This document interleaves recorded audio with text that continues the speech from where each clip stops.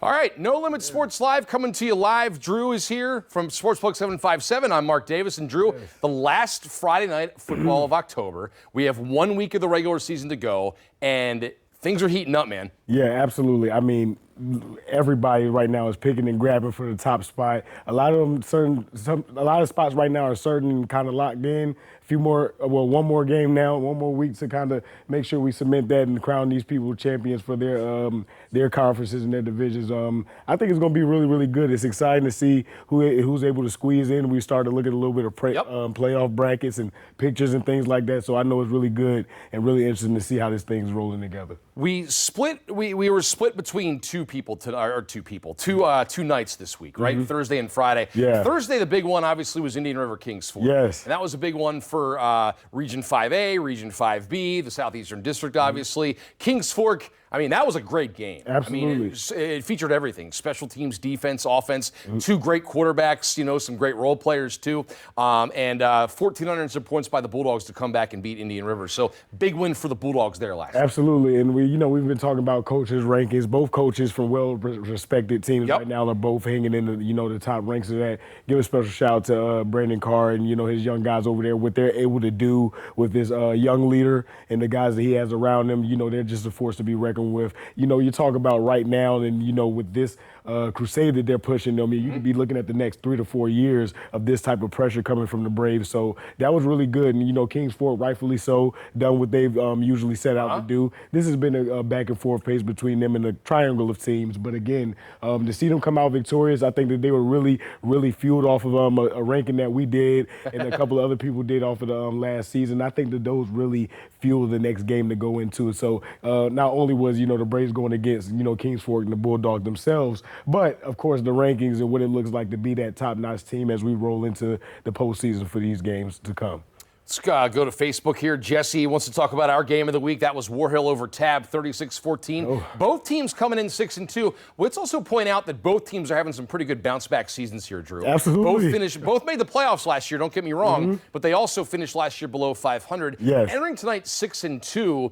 Great turnarounds for both teams. Love what both coaches are doing. Love what both teams are doing. Absolutely. Warhill gets the win. Another statement for the Lions. Good for them to be able to do that. And now we're at home as well, right? Yep. So it's always good to be able to have that, have that in your winning column as well. I mean, just seeing that these teams are coming back from some lower, below 500 games, that's always a plus. I give shout outs to teams like that all the time. It's really good to see Tabb. Hey, when you said 6-2, I mean, that's a really good step for them, as well as Warhill. I mean, much respect to both of those teams. And I think that, we got some pretty good momentum to see some pretty exciting runs for these teams that get placed in the lower balance of their conference. We got Brandon weighing in here on Instagram. And again, Instagram and Facebook, WTKR. Log in and go ahead and leave your comments and discussion topics. And Drew and I are going to take you to the top of the hour. Talking high school football. You guys drive the conversation. Yes. Brandon wants to talk Bayside. The Marlins, I believe, getting a win last night, as all the Beach District action was last night. And we saw them, pick up a victory as we head into the final week of the season. Well, we talk about, in the Bayside, correct me if I'm wrong, they didn't just come off of a loss last week, was it? I don't think so. If not, I believe, I can't remember who it was, and I might be mixing Bayside up with somebody. But again, we talk about, except for one team, Beach District, and many other districts being wide open right now. I mean, it's exciting to see that. I guess they still have the chances to fight for those good placements where they can get either home field and or just be in good positioning for the postseason. So again, I think the Marlins they played. I can't remember what the score was versus Green Run, but just trying to measure out. Yeah, it was. It was 14-14 at one point, and then I think Green Run, was it 31-14 or 34-14? I think Green Run shut them out in the second half. Just to embed what I'm kind of thinking again, they show streaks of disappointment towards the opponents that they're going against. Again, a lot of these teams, again, if they come out with the right energy, with the right gameplay, I think that this could be anybody's ball game going into the next couple of weeks. We're so evened out. We're so evened out. So kudos to them, and they got. It looks good for them. Well, in Region 5A, let's talk about that too, right? Your top two seeds going in will likely be Indian River and Green Run, Right. or Green Run, Indian River. No order. Probably Green Run, Indian River. Yes, but I mean, And then you'll have a pack coming up. We have Salem, we have Bayside, we have Kempsville. Where we'll Deep Creek get in there. Will Great Bridge get in there? Deep Creek was a conversation as well on the live that we had. Kellum picked up a pretty big win, right? Yes. I think so how that shapes out in Region 5A, that second weekend in November, who are we going to see, where, and how's that going to shape out? And we've seen once you get in the playoffs, pretty much anything can happen. I think rightfully so. Don't quote me on it. I mean, right now, for whether 1-2 or 2-1, I mean, it's really good to be in that conversation. Yep. Fun fact, if people that didn't know in the comments, I think Green Run right now, correct me if I'm wrong, but I think we put a post up this earlier this week. Green Run is the only 7-5-7 team that's currently undefeated. I think you're exactly right. So, yeah. Yep. I mean, that's really good for them. I'll give them that right now, for sure. But I mean, again, like we were talking about, a lot of people are shooting for that spot. We got, the time is ticking, the clock is ticking. So, I mean, hey, we'll see. Yeah, no doubt at all. And Jen says Norcom homecoming is tomorrow, taking on Granby. Shout out Norcom. Yep, exactly. So I see Norcom looking to pick up a big win there in 3A, I believe. Yes. They'll, match up against Lake Taylor, who's going pretty well right now. But I want to go back to Warhill too, Drew, because they're in this region. We talk about region playoffs kicking off in 2 weeks. Yes.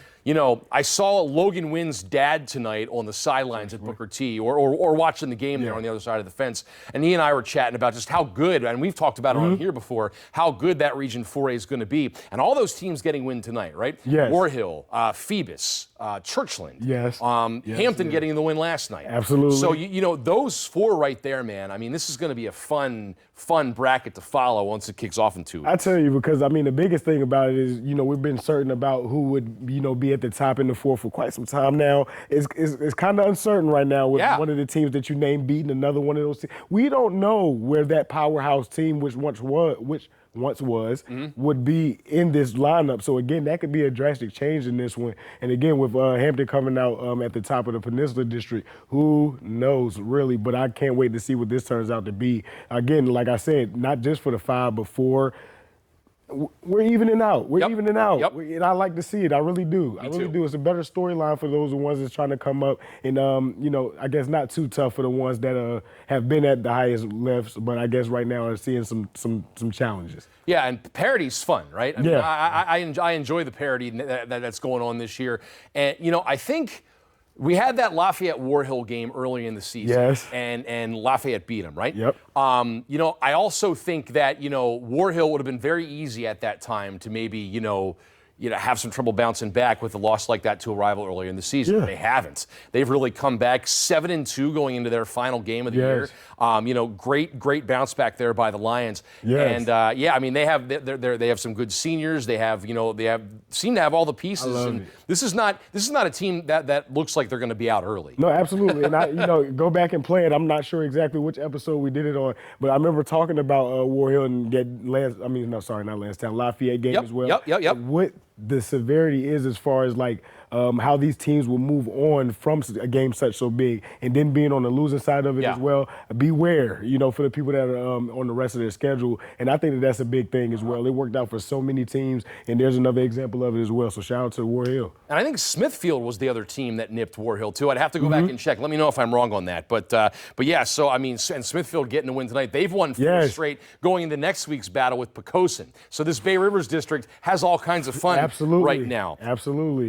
We got a comment here on Instagram. Kevin Parker, #1 QB Newport News, rising athlete with incredible team leadership. Yeah, and as Romello pointed out during his report during Friday Night Red Zone, a shoe game too, man. No, different. How about those? How about those pink cleats? Nah, hey, KP, different. That's definitely different, brother. It's something that I probably wouldn't have seen during the time of you, playing. Kevin. You do you. I can't do it myself, but hey, hats off to him, man. That's Lord crazy. knows I couldn't pull that. No, for sure. But that's different, and I like it. But just shout out to Kevin because I mean, again, he got some great guys around him, good coaching staff as well. But I mean, this guy takes on a lot of pressure. Absolutely, he takes on a lot of pressure, so that's why you hear his name a lot when it comes to the Patriots. I mean, whether it's defense and him, covering the third, covering deep as a safety, or taking the reins as himself, and he runs a lot as a quarterback. But he can make it happen sometimes as well as if he creates that space and get some passing lanes going for himself. I mean, really great kid. Really great kid. And hey, I mean, mean, you talk about the pressure that he had, and he's been answering the call, right? Because Absolutely. Denby has definitely taken another step up from where it was last year. 2-8 last season, but and still climbing, going up a couple rungs now. Yeah. So very well done. Everyone just beating Heritage was a thing. So. Yep. Yeah. Oh, 100%. Yeah. You know, and they've gotten a few wins this year. Yeah. So they're on to the next level. Congratulations if they can keep it going. You know, maybe climb up there and get in that top half, and you know, never know. see what happens. Hey. Exactly. But that's also we've seen between Warwick, Hampton, and Phoebus that is a top heavy district that has, you know, a lot of talent there. Absolutely. I mean, well, right now I guess it's decided. At least, you know, as far as where we're going there. But again, you know, with these teams going against one another, we have chances for rematches. These guys have been playing each other since they were young, but now being able to see each other under the lights as well, it gives them a whole new feel. And more importantly, the coaching staff as well. Because again, I'm sure it's a lot of things that Warwick looked at after, you know, playing against Hampton and looked at the film. And again, I talked about this a lot on our live on Sunday Night Lives as well that we do on Instagram. Yeah. Really, for me, a lot of things that Warwick did going into that game versus Hampton, they took away things from themselves. The running back that ran the first 2 touchdowns in the first half. Let's see, they just removed the first string quarterback and put him at wide receiver. Brought in, I think a sophomore was Zai White as well. Okay. And brought him in, but I mean, again, it just wasn't fluent like it should have been. So again, I would have trusted in that quarterback, like I said on the live as well, the quarterback that played against Mallard Creek, quarterback that played against Oscar Smith. That's battle testing to me. I'm going to roll with that and try to see how we can, you know, move things into play as we go. But the deficit and I guess the energy that they had going into that game was the deciding factor for them. And then you got, you said, Hampton, Warwick, and Phoebus. Yep. Well, then you have Phoebus as well, which you don't want to be shy of. I mean, that team and the coaches as well, the coaching staff deserve the utmost respect. You definitely don't want to write them off, but again, hey, we have to see what that looks like. You got to have. It's about who has the most firepower as we meet again. So. And what do they have at Phoebus that none of these other teams have that we're talking about? A lot of experience going deep into the playoffs. Yes, absolutely. And I know it could sound cliche and like coach speak, but don't overlook that. No, when you're playing in November and December. The guys that have been there before, the guys that are used to playing that deep into the season, the guys that are used to being in that cold weather, used to putting that kind of game, you know, all those games on their bodies. I mean, don't overlook that factor because it is a thing. And if you get a team like Phoebus that went through a little bit of a rough patch, lost to 3 teams, all be them good teams, but now starts to get some wins under their belt, starts to get some momentum going into the playoffs. This team is not going down easily, guys. So I'm very curious to see. I mean, that could end up being a fun story too, if they can, you know, avenge some of these losses in the postseason. And then you're looking at the regional finals, and if they're there, you know what I mean? Yeah. So, I think anything can happen, which is what makes this fun. And I do want to take a minute to give a shout out to you guys for your Sunday Night Lives. I was walking my dog in my neighborhood the other night, last Sunday night, and I pulled it up, and you guys were talking about Hampton Warwick, I think. Yes. You guys were talking about it, and it was an entertaining, fun conversation. Oh, I'm sure. So if you're sitting around Sunday, what time? We start at 7:30. 7:30, and you guys go for a while, don't you? Yeah, we go. Yes, we go. We go for a while, man. I mean, the NFL game is almost over by the time we get there, so it's really exciting. It only gets longer as we get into the postseason. Yeah, sure. So check it out, and you guys have guests on and everything like that. It's a lot of fun to watch. So check out Sportsplug 757's lives on Sunday nights. But Thank you. You know, going back to the Peninsula District, we talked about Warwick too, and that brings us back to Region 5B, where Maury's been the king of the mountain there for a while. Oh boy. You know, so now there you're going to have,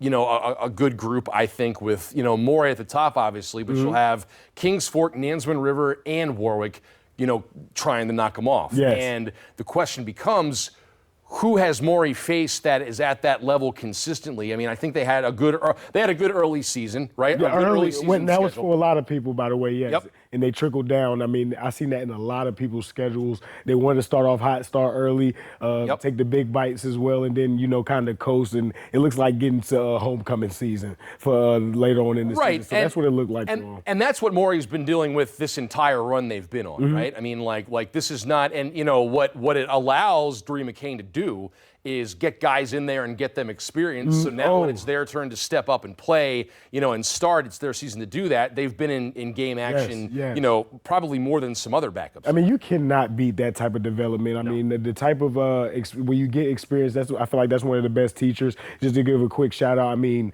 Everett sat around. I mean, he had an older brother. He's been around the game forever. Yeah. But you got products like Elijah Moss and Tayshaun Branch as well. These are like pure products of sitting under a starter. McDaniel as well, sitting under products, and then literally getting chances to play in these early on games in their younger years. And then, I mean, now look at him, from if I'm not, Tayshaun, don't get on me, but whether, from number 23 to number 5 now, I mean, this guy is a completely different back. Yeah. And I mean, he's ready to go. So, I mean, I see a completely different player from all of these guys. The development is there. Morey, shout out to them because they are one of the best to do that for sure. Well, and I feel like we were saying Tayshaun Branch's name when he was a sophomore. Yeah, absolutely. I mean, like, so he's definitely, gotten some time and worked his way up.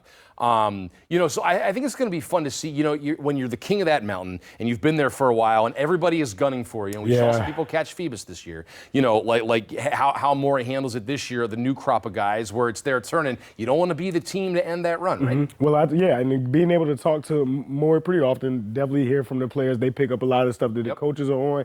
I mean, again, Morey, they see the bigger picture. And if you ask them about anything else, they don't really got too much of an answer for it. So again, I think that they see straight, and whatever's on that road, they kind of handle it as it goes. And I mean, that's not for me to speak for them, but again, I mean, their narratives right now, you got a Warwick who has to get over that hump, and that ultimately to meet us or go against us again. And then you talk about the other teams that hang in the battles as well. I mean, they think the same way. And I don't, again, whatever floats your boat. But again, if you have a lot of evidence that you can feel that way and you guys still come out victorious, it's hard to change the narrative for a team like that. Well, and they're also a team that, and it's refreshing when you talk to a team like this. They say in August, we've circled December, whatever the date of the state. Yes. They already know what they're gunning for. And they don't shy away from that. They are not the team that's going to give you hey, we're just focused on the next game. No, they're focused on getting to the state championship game and winning again, which, I mean, is refreshing to hear them come out and say that, I think. And I think, I mean, again, it's not unheard of. All teams that's been there, whether this was an appearance or their one, that's their goal to get right back there. They don't have it would sound funny to them to say that let's get to the regionals or the first round of the playoffs now. So, I mean, again, even for Phoebus, I mean, they came out, it's not a shot towards them, but I mean, they were screaming, 5-peat or whatever that looks like. I mean, that was the driving factor. I remember hearing an early on interview real quick from Marcus Banks, and he was saying one of his biggest worries was like he doesn't want to be the team to end the streak. Those are a lot of things fearful that make you push forward, but again, I mean, as you can see, a lot of pressure, give or take, but will that be enough to get them guys to ultimately push over that? Unfortunately, they lost that streak, but they still have a chance to, beat Phoebus. Yeah, well, and not a lost season by any man. And Ron and Jen, shout out to you guys too. Thanks so much for watching. One more week to go in the regular season, and there are some teams that are make or break. There are some teams who are looking to just improve their standings. We have, I think most of the districts are pretty much settled at this point. Yes. It's going to be a fun, as we hit November, it just gets all that, all that more fun, and I think it's going to be an exciting time down the stretch here. Yeah, I mean, right now the question is who is just built for December, and we kind of posted something like that today. It's kind of catching on as well. Like, who's built for December? And that's ultimately what we're going to find out. So again, we know who the strong guys are. We know who once was reigning champions, whether they're number one now or they're working their way back up. We're just going to sit back and watch to see how this pans out. Because again, I mean, I was more certain about placements and who had this and who was doing what around the time I was making predictions last year. Sure. Keep it more safe now. I try to just get a good understanding of the game, what's going on, keep everybody updated, and I stay safe with the predictions. But more so, hey, I want to see. I just really want to see. I'm excited to see how all this rolls out. Yeah, I think it's going to be a fun thing down the stretch here, Drew. Absolutely, and we'll see. Oscar Smith, I believe, will get a first round bye. Yes. In 6A, because they went down from 8 teams to 6 teams this year. I don't know who else has done that. I think in looking, most of them have 8 teams in. Yes, it's just a lot of moving around. Yep, exactly. Just a lot of moving around. And yes, as far as Peninsula District, yes, the Gloucester was a change for that one as well. And I think that added over to Bay Rivers, right? Yep. So, I mean, yeah, I think that fixes that. Yep. Everybody else is pretty much the same. Correct us in the comments or let us know, but I think that you're right, Mark. Yeah. Hey, we just want to thank everybody for, shouting out in the comments. We got one more week of the regular season to go, and then it is postseason time, playoffs, so the intensity heats up. We're going to be right here along with you guys the entire way. We want to thank you for logging on. Thank you very much for your comments and your topics. We really appreciate it. Absolutely. Drew, thanks a lot for being here as always. Thank you. Happy Halloween, everybody. Thanks for joining us, and we will see Halloween. you next time. Thank you.